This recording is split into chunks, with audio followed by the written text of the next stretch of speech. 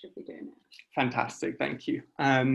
So I'm going to present Queer Disrupt now. So this event is being organised by Queer Disrupt. We are a queer community based in the UK, giving space and voice to members of the LGBTQ+ family and marginalised groups both locally and worldwide. So the topic for the discussion today, so during this conversation, we'll be discussing Susan Stryker's renowned film Screaming Queens, The Riot at Compton's Cafeteria. It documents the experience of transgender people living within San Francisco's Tenderloin district during the 1960s, and a powerful moment of transgender resistance to police harassment at Compton's Cafeteria. We'll be discussing this as a moment of transgender history and the implications of this space now being part of a private incarceration facility. Joining us for the In Conversation With is the fantastic creator of the film, Susan Stryker herself. She is an award-winning scholar whose work has been crucial in shaping the contemporary field of transgender studies. She is a longtime activist who has campaigned continuously for transgender rights. She's been the author, co-author, editor, or co-editor of numerous books and anthologies, including Gay by the Bay, A History of Queer Culture in the San Francisco Bay Area, Queer Pulp, Perverse Passions in the Golden Age of the Paperback, and many, many more. She also serves as the founding co-editor of the academic journal Transgender Studies Quarterly. Also joining us will be E.J. Scott. EJ is a museum curator and curatorial producer. He is working hard producing Tate's Queer and Now Festival for the LGBTIQ+ History Month, including a queer online community gallery project, Create Tate, and the annual What Does a Queer Museum Like?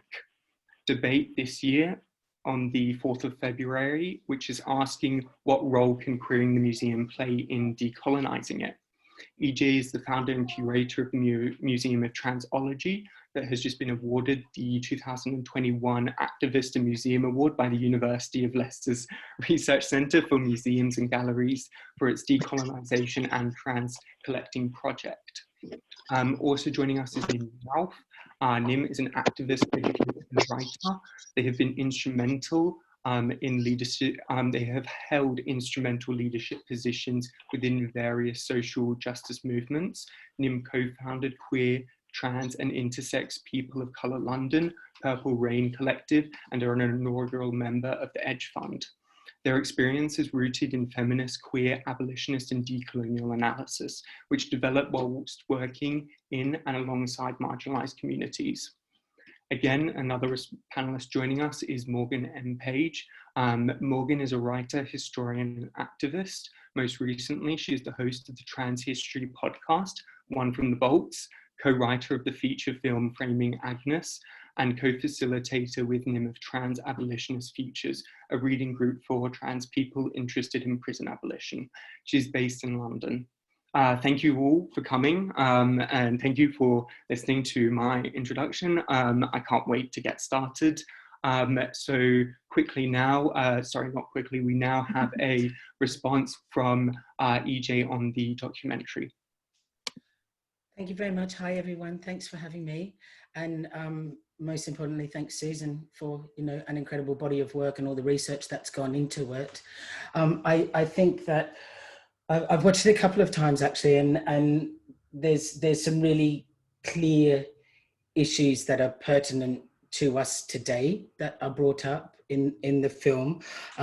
Obviously, the role that trans people have played in the history of queer activism, how central that is, that we have banded together in our uprising against authority and oppression, and this role that is so often overlooked in the whitewashing of Stonewall, for example. That's very close to my heart, and I think that it cannot be put center stage often enough. The issue of finding our spaces in the world and the role that space has and placemaking has in finding each other, and how we come together and are strengthened by that, but the way that it can equally be robbed from us, and we've seen it here.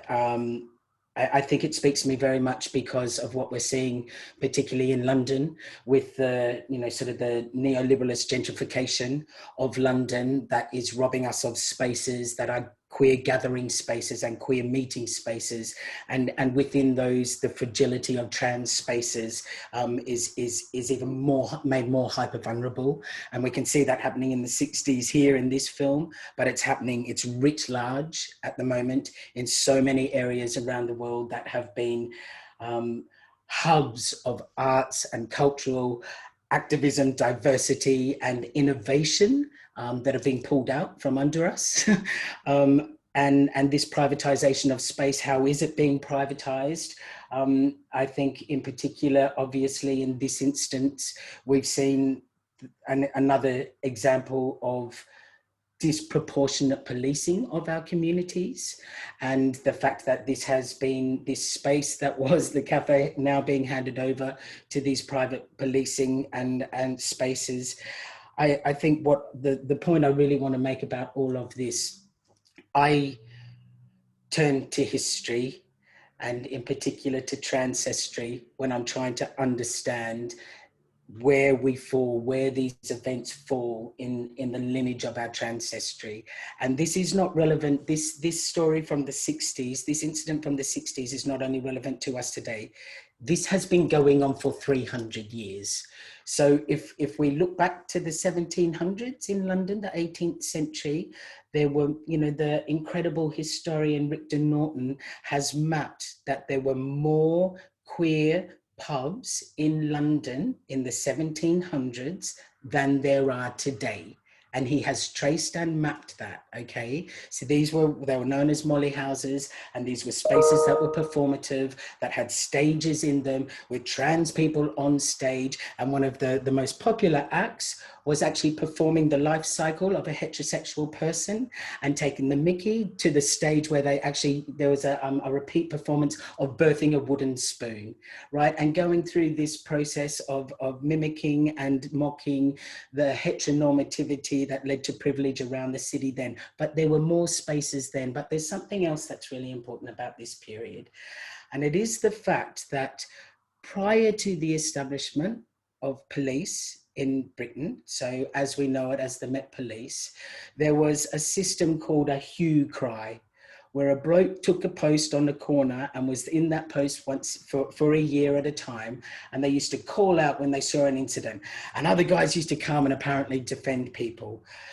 This system was perpetuated and regulated, if you like, by an organization called the Society for the Reformation of Manners. And the Society for the Reformation of Manners were literally the moral police. And they organized in groups and had particular sectors of organizations within their groups, including one sector that entrapped queers, and particularly entrapped queers having sex. And they specialized in it. So there's a group of people that are specialists at having sex with gay men until they decide to call them out, right? But then comes along the Bow Street Runners, and the Bow Street Runners in 1749 are the first version of police as we know it in this country. And the Bow Street Runners are organized and eventually become the Metropolitan Police. Well, get this.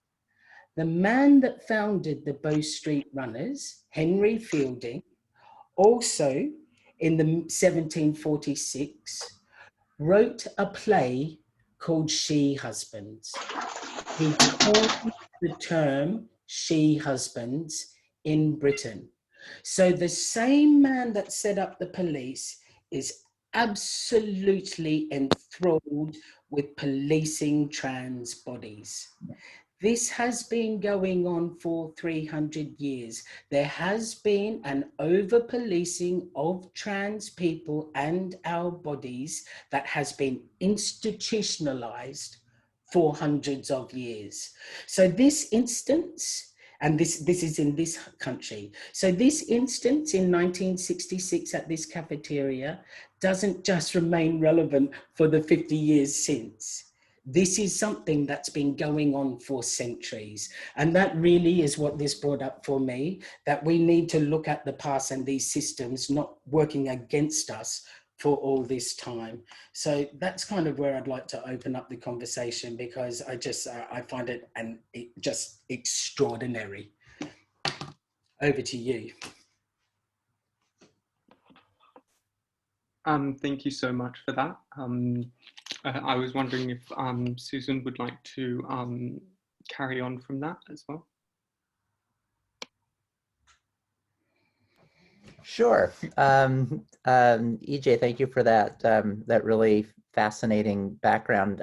Some of that I knew, some of it I didn't. Is that the same Henry Fielding who wrote The Female Husband and Tom Jones? Yeah. And literally coined that word. He was the guy that founded the police, the Bow Street Runners in the UK. Yeah.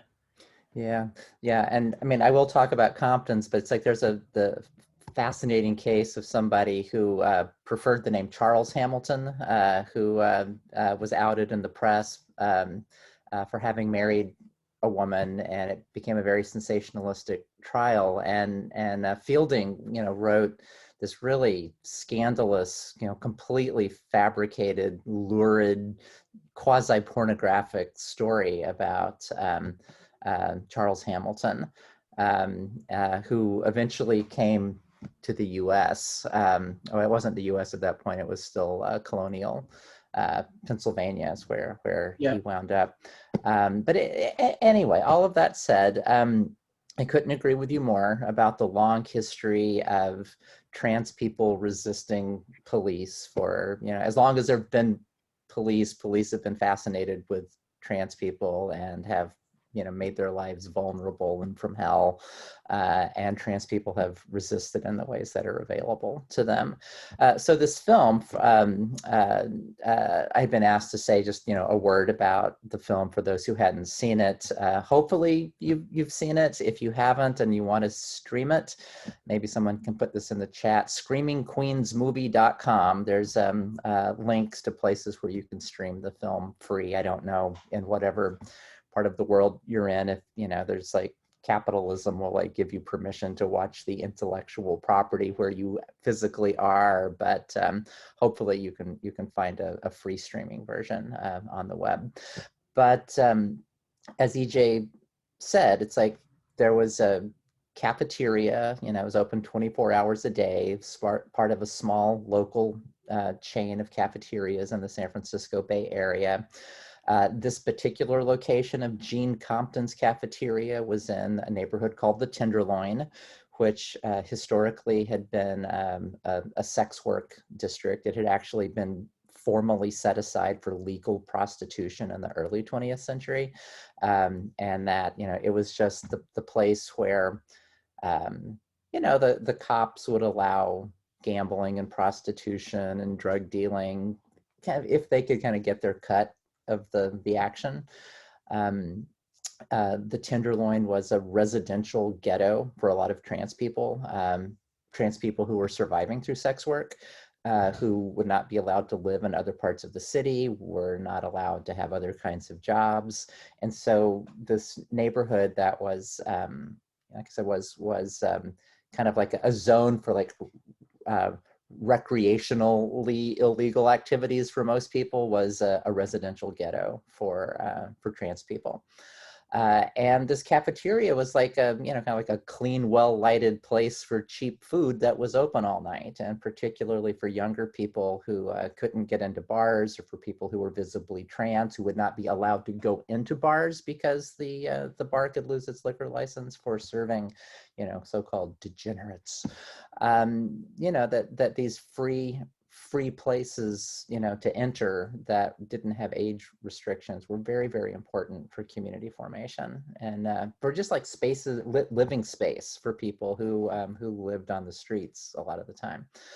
And this place, the cafeteria, would be periodically raided. Late at night, the police would just sweep through and arrest people they didn't like, including a lot of trans women. And one night, for a variety of reasons, in August of 1966, when the police came in to do their usual sweep of the place, so there was somebody who was self-identified as a queen who resisted arrest, threw coffee in the cop's face, and just sort of pandemonium broke loose, that there was this eruptions, flare up of repressed, rage and anger.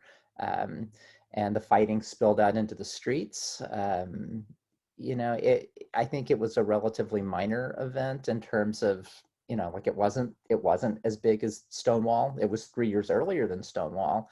It probably involved a few hundred people. It seemed to have lasted, an hour or so at most. And then it kind of like sank into oblivion after that. It wasn't remembered in the same way that events like Stonewall were remembered. And that's sort of an interesting question. It's like why it wasn't remembered until my friend Victor Silverman and I made the film that we made about it. So anyway, I guess that's enough background. I'll stop talking now.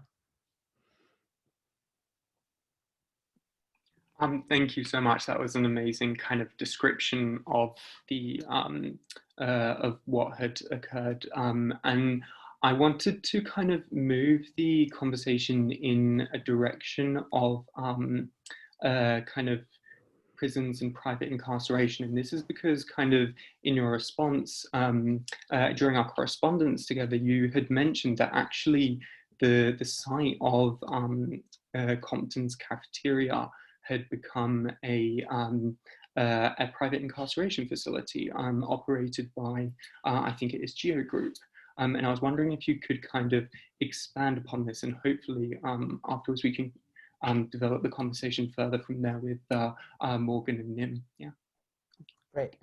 Yeah, happy to do that. It's actually become a focus of some of my current work. It's like I think I probably will always be connected with doing research and activism around Compton's at this point in my life.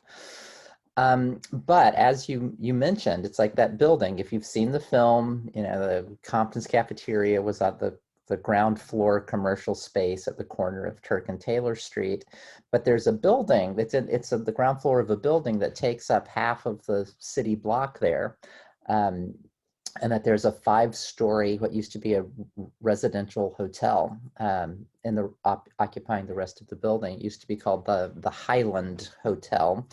And there's documentation of how like that hotel used to be a place that a lot of trans women lived in the 60s and 70s, and that there was a mass eviction of trans people there in 1973 when they wanted to gentrify that building in the early days of neoliberalism.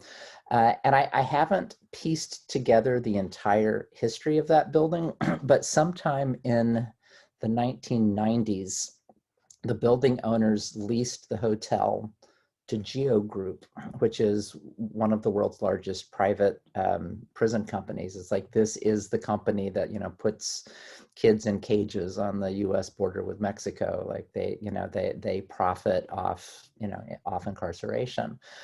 They subcontract with ICE, with, the California state prisons, US federal prison systems. They're like a truly worldwide corporation.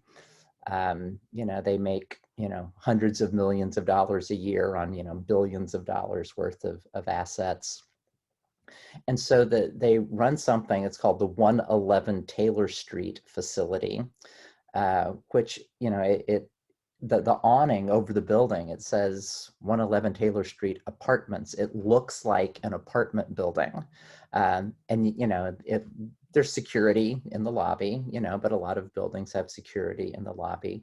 But it's a transitional housing facility for people who are exiting incarceration as they're like, preparing to re-enter, unincarcerated life. And that they even though the state of California has a law that says no private prisons, there's a huge loophole in that law that if these for-profit corporations are providing social services, they're exempt. And so like they're like, oh no, this is like job training and socialization and support for mental health and substance abuse, but it's for profit, right? And so my position is that there could be much better use made of that building. It's like in a place, that one, like homes, not jails, right? It's just like private prisons out of our neighborhoods. People should not be profiting. I mean, there shouldn't be. I mean, I'm abolitionist in the sense that I think there shouldn't be prisons. I don't think it is a way to like actually pursue social justice, and I certainly don't think it should be something that's done, for the profit of some at the expense of many. I have been, when I learned that Geo Group owned that building, it's like, that was maybe, I don't know, 5 or 6 years ago. And I keep saying it out loud in public, so like people should do something about this. Like we should organize against Geo Group here. It's been hard for me because I've been working away from San Francisco. I live here, but it's like I've had jobs in other cities and I've been an air commuter, and I've actually been, really absorbed with a lot of my academic career. But that's shifting. I retired from a job in Arizona. I'm living back in San Francisco again, working here. And over the last year, I was like, all right, like now it's time to like, for me to like make the, get Geo Group out of that building a front and center part of my work. And I'm feeling there's a huge groundswell of activism around this right now. We've learned that the lease on that building comes up in May of 2021. And so like there's activism going on in progressive parts of the city government. There's activism going on in DSA, Democratic Socialists of America. There is neighborhood-based activism. There's work from the Free the Mall Coalition. There's seems to be a groundswell growing right now around trying to get Geo Group out of that building.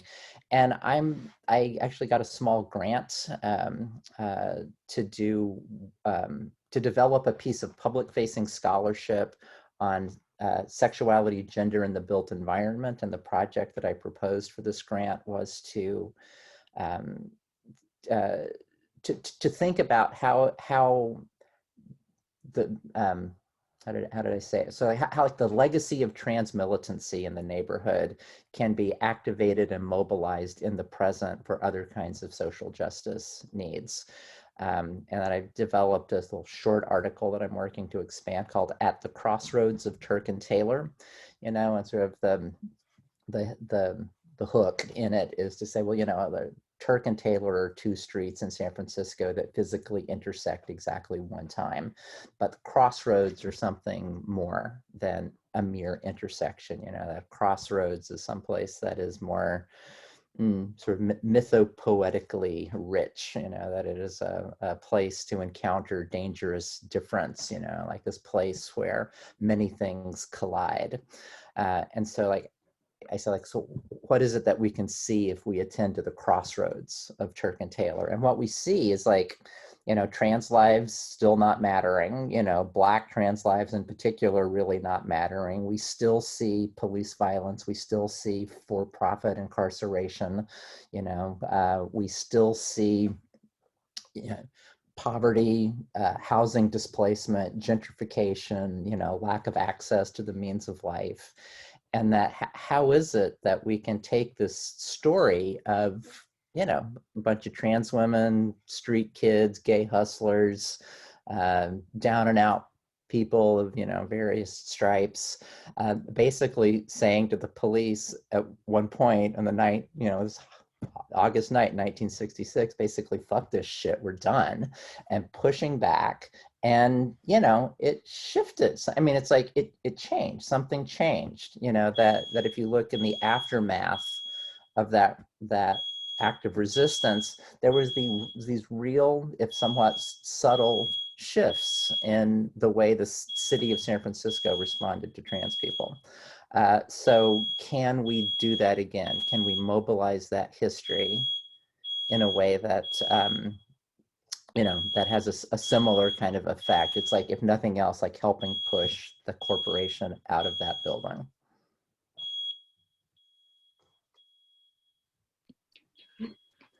I think there's a smoke alarm in my house that the battery has gone off in, and um, I think it stopped. So either that was a queer disrupt, right? Yeah, my partner's home, so you know, if the house is burning down, she'll knock on the door in a minute and say, "Grab your laptop and run." Thank you for the dedication to the cause. Kind of being so, you know, thorough that you'll be willing to do that and kind of just run. That's amazing. Thank you. And also, yeah, thank you for your response to this question. I was wondering if we could open it up to either Morgan or Nim, who would like to come in and discuss kind of more police violence and abolition. Sure. You know, the thing that I would say is I am of late completely obsessed with the Gay Liberation Front London, which started in the early 1970s. As I'm sure you probably know, it's like the first big gay, as we would know it today, political organizing in the UK. And what a lot of people don't realize is that it actually began as part of an abolitionist struggle. So two activists from London had traveled to New York and participated in the Gay Liberation Front New York's initial protest against the Women's House of Detention. And they then met with a whole bunch of political leaders, basically looked at what the Black Panthers were doing, did everything they could to educate themselves, and then came back to London and tried to launch the same organization there.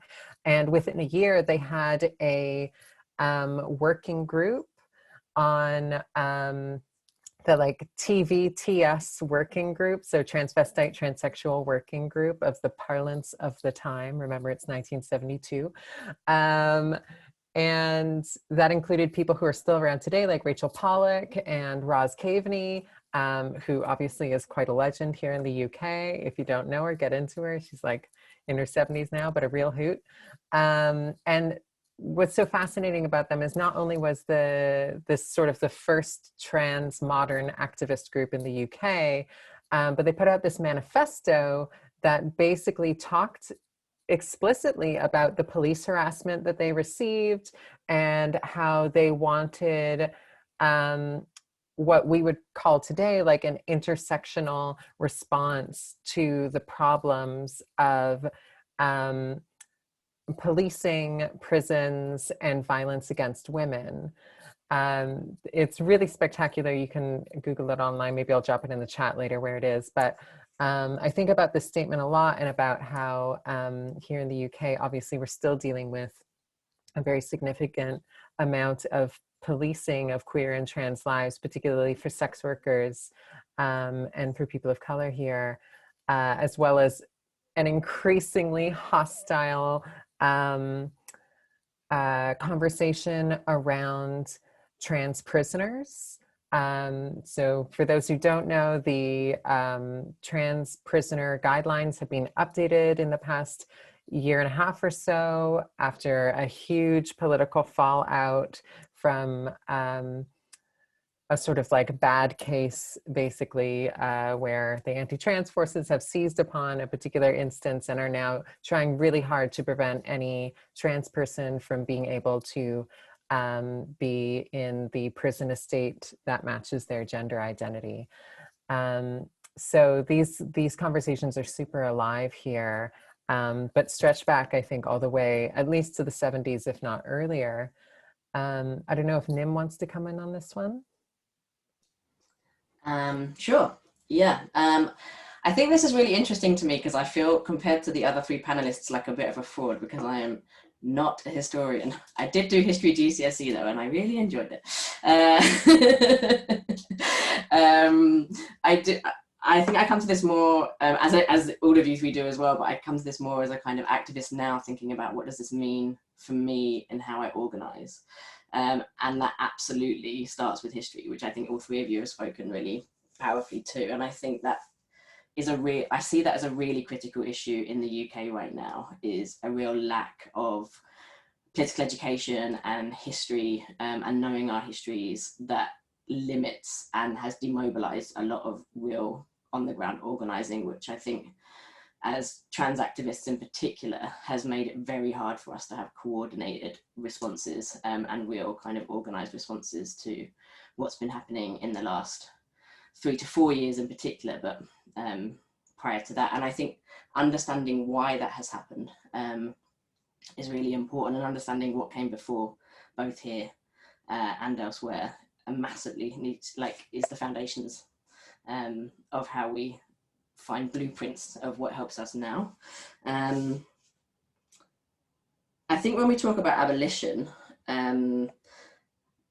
there's one big difference here, I think, compared to, Susan, what you're talking about, which is that most of our prisons aren't privatized.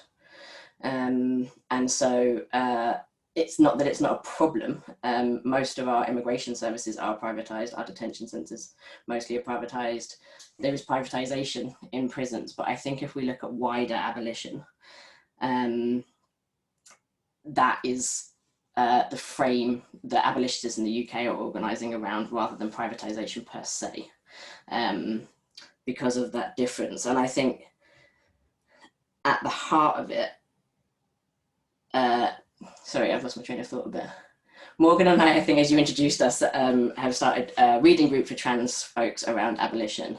And that is exactly to kind of address some of those things I've just named about knowing our histories, understanding, having organized responses from the ground, and actually applying a lot of what exists in literature and resource and thought, which comes from North America, to a UK context. And if we understand prison, which I do, as the place where society tries to hide its problems rather than deal with them, I think that framework really helps us to start understanding why trans people, queer people should be excited, mobilized and organized around abolition. Because we are seen as a social problem, and so we will always inevitably, as a community, find ourselves institutionalized in some form or another, and like we all engage with that, whether or not we are affected directly by prison through ourselves or our community or our family members. So if I think about down to the fact that in order to access trans healthcare, I have to have a DSM medicalization of pathologization of transsexualism in order to access healthcare. That is part of the same system of institutionalization that we see. Sorry, I feel like I'm going off on tangents. I'm not explaining myself very well. Basically, it's all one big system and it fucks all of us. That's the problem. More eloquently, why should we care? Because it does, and because it is a systemic response. And I think, to me, where history really helps us is to really recognize the systems that created where we are today and organize around systems rather than individualized responses, which is part of the neoliberalism and the capitalization of these issues and of our survival. So weaving back from there a little bit, I think the thing that is really important to me in this conversation, number one, is that we have to collectivize. And I think in the UK, that's true now more than ever. And in your film, Susan, I think there's a really pertinent kind of pivotal moment where the story turns towards the recognition of needing to collectivize and the organization of Vanguard. And I think there's a part in that film where I think it's Tamara Ching says, it was a white organization, it didn't represent us as people of color. And I'm always so curious what she was doing and what was going on, and how BIPOC people were organizing in that moment alongside or as well in opposition to, or however it was, with Vanguard, and what part of the story comes in there. I think the other thing that I would really lift up is that, Morgan, as you just said about anti-trans organizing, is that this is a wedge issue for anti-trans activists right now, because of the place in societal perception that prison exists, which is where we hide problems. It's both an easy way to get people to demonize trans people, and it kind of akin to the demonization of gay people that we saw through Section 28, or if anybody's watched It's a Sin this weekend, through the AIDS crisis, etc. It's the same kind of demonization that we see that has happened to queer communities as well as other communities historically. And right now, they're using it very successfully. They are rolling back prison policy. And because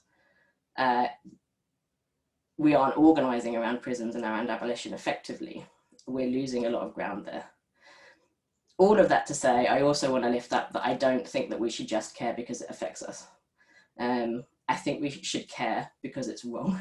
I think we should care because we're in active solidarity with everybody who's affected by systems like this. And I think abolition more broadly is widened out from the prison. And I think if we think about health, housing, education, I talked about immigration, all of these systems are sites of abolition and sites of punishment, essentially for being poor, usually. Whether that's because we're trans, people of color, disabled. And I think that's another way where I always see history feeding into these stories that we don't talk about enough, is the rise of eugenicism as a popular organizing theory for elites and for governments through the period of transatlantic slavery as a moral justification of the harms of that, and who wasn't fit for, in eugenicist language, for producing labor. And I think if we understand that we are being punished, whether it's through institutionalization, criminalization, or other systems, for essentially not being fit for labor, then we start to understand the ways that we can act in solidarity and work in solidarity effectively through shared liberation, rather than always trying to convince other trans people that we should care because we're trans. We should. And sorry, I just went off on a total ramble. I think I just woke up for the day. No, it's absolutely fantastic. Thank you so much, Nim. It's really, really good. I really wanted to get Susan's response to one of your points really quickly and then move on to back to EJ. So Susan, Tamara Ching, so Nim raised the point that she kind of didn't feel comfortable in Vanguard, and I was wondering if you could expand upon that a little bit. Sure. I'll just say first, from the filmmaker perspective, it's like, when Tamara said that, it's like I was really committed to having that statement in the film. And because it was a publicly funded film for US public television, it had to go through all of these, like, review processes, and people had to watch it and, and give feedback. And we got a lot of pushback on a number of things. Like one of the things was just someone saying, how do we even know this riot happened? We only have transgender people saying that it happened. It's like, why aren't you asking other people, And then one of the other things along those lines was, we really think you should cut, that line about, they were just a bunch of white radicals and we didn't pay any attention to them. I said, because it pulls us away from the main story. And it's like, I kind of recognize that as a storyteller. It's like, we're telling the story about, like, militant organizing, and like, why do you want to do anything that complicates that? It's like, I understand the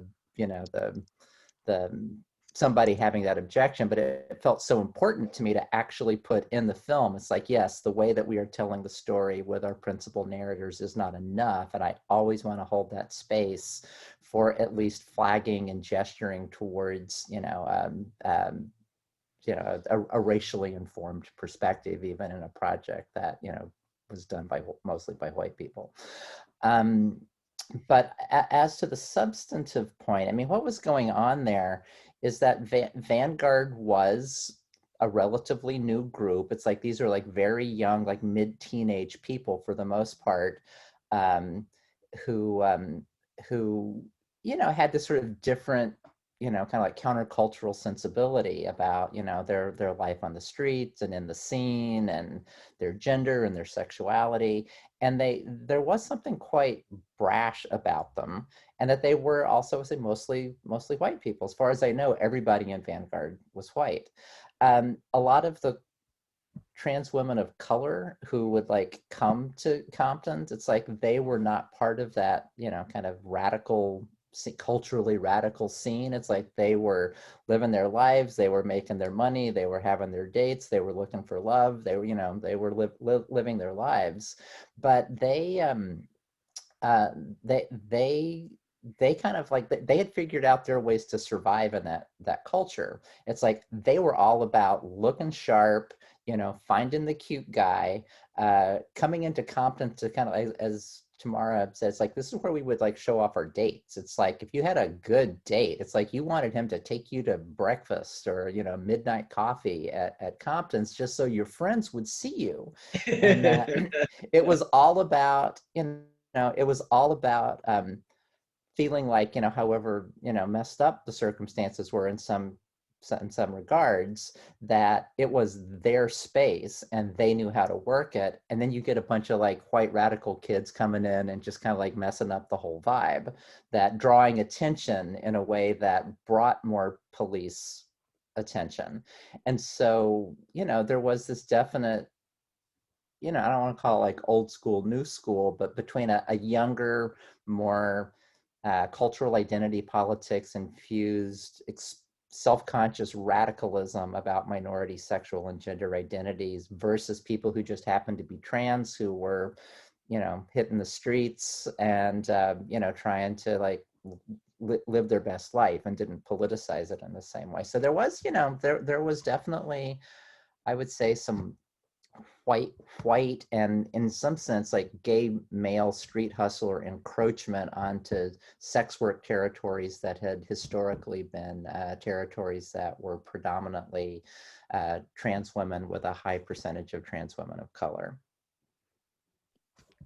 Thank you for that response. I want to pivot now to EJ, and I kind of want to ask you, EJ, about because the documentary is such an interesting like account of trans history. I wanted to ask you, what do you view as kind of the importance of kind of queer history and kind of more specifically a visible trans history?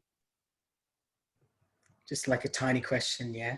I know, I'm sorry. I'm sorry. Listen, I think I'm always constantly trying to question what history we're saving, what shape of the history we're saving for the future, okay?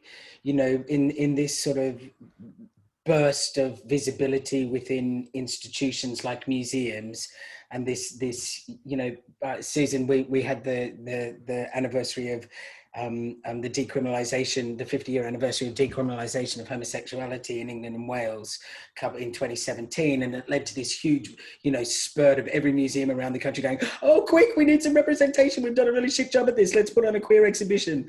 And so all these museums did that, but of course pop-up exhibitions popped down, you know, and so all of a sudden they were there and now they're not. And so what is the long-term strategy for having this visibility in these museums? My question is, are we queering the museum or museum in what's queer, right? In actual fact, are we institutionalizing how we think of queerness and transness in the history? And are we going to perpetuate these same problems of saving privileged trans history? And so I'm very interested in going, well, how can we collect for ourselves and save stories for ourselves that usually wouldn't be written in? How can we, you know, how can we fight back against this idea that history is for the victorious and say we can be those victors as well, right? And so I did a project collecting the trans history of prisoners at Her Majesty's Prisons, Little Hay. Little Hay, for anyone who doesn't know, Little Hay Prison is the highest security prison in the UK for sex offenders. And I went into the prison and to work with trans prisoners there. And when I walked in, the prison warden who took me in, you know, I went through first of all being laughed at by the people knowing that I was being signed in because I was there to work with trans people, right? And when I went in the prison warden that was taking me through the grounds said that in her memory of working there, and she'd worked there for over 30 years, she'd never let in someone who wasn't staff into the prison before. Those prisoners go in, I was the first person she could remember in 30 years that had come from the outside. Those prisoners go in there and the key is literally locked away and they're forgotten, right? And I went in and I thought I'd be, you know, meeting a couple of trans women, because of course all the women are there in this men's prison. And I went in and I was escorted into the room, and they opened up the room and there was over 30 people there that were in their LGBT society, right? And half of them were trans and non-binary and the other half queer. The room was packed and they were thirsting for access. They didn't know what terminology was being used. They had never heard the word non-binary before. That, right? They were completely isolated from what was going on with the trans community outside and thirsting for it. They then produced items to go into the Museum of Transology's collection. So they as well were thirsting to be part of the collection and be remembered and to contribute to their space and their story, to be in there. So I guess it comes back to something that Nim said about prisons being places where we hide away our problems. These people are hidden away, but I think they're hidden away from our communities as well. And so I'm wondering what we do to organize to reach in, you know, what we do to remember that these people are there and they need talking to as much as we need talking to. That visibility and warmth, and what you say, Nim, care. We need to show care, right? And that by recording these people's stories and collecting letters, and by writing, and organizations like, you know, Bent Behind Bars and letter writing teams and all of these things are part of strengthening our collective memory that is about action for love, right? And I just feel so passionately about how we find the space in our hearts to cross out of the safety of our liberal trans activist hyper awareness of what's going on with the systems around us, just to remember that, you know, ordinary people are locked away.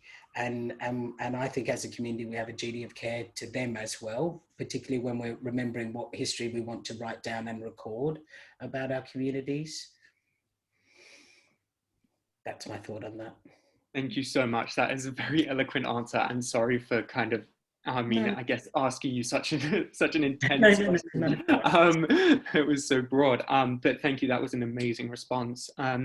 So what I think we're going to do now is probably take around 5 minutes for everyone to have a little break while we look through questions that people have asked on the chat, and for people to, you know, get a cup of coffee. Yeah. Oh yeah, and please ask questions during this time as well on the chat, or just formulate your thoughts for what questions you would like. If you want to come back for on the hour, so that's about 4 minutes for people to quickly run and think of some questions and stuff, okay? James, does that link work for you that I just put in the chat? You might be interested in this object in the collection.